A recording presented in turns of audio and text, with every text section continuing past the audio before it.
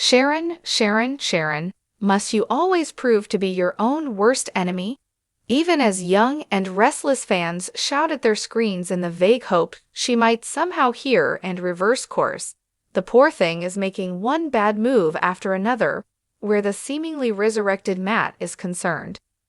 This week, she threatened him repeatedly, even grabbing his arm in an aggressive fashion.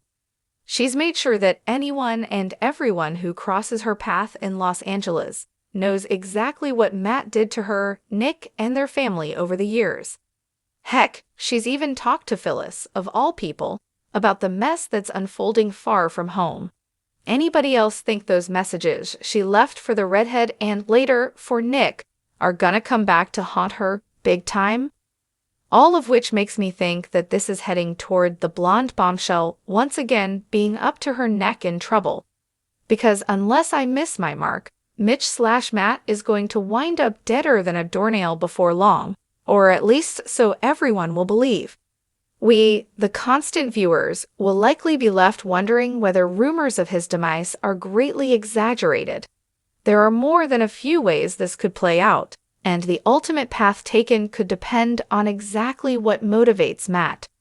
Assuming he caused Noah's accident, not because the young man was having an affair with his wife, but rather to lure Nick and Sharon to Los Angeles, the question then becomes why. My theory, Matt is dying, perhaps of a behavior-altering brain tumor. While his life in Los Angeles has clearly been a pretty good one, he's long resented the way things went down with Nick and Sharon all those years ago.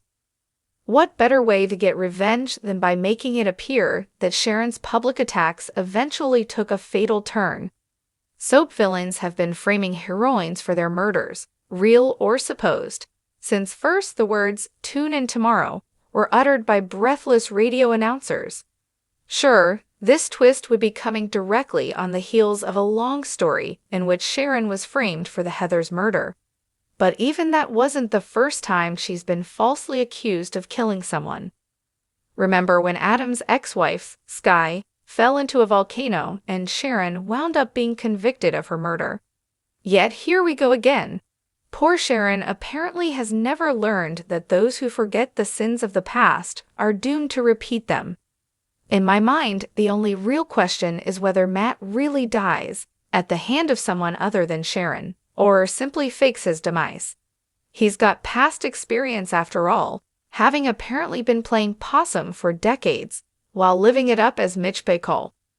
Which way the storyline goes might well depend on exactly how long Roger Howarth is slated to remain on Young and Restless.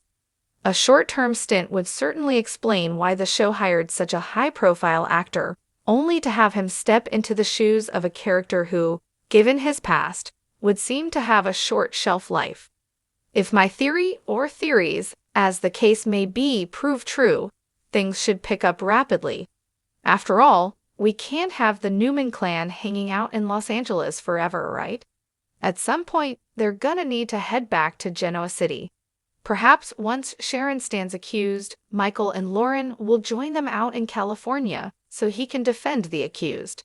It's either that or call upon the legal skills of bold and beautiful's rarely seen Jack Finnegan.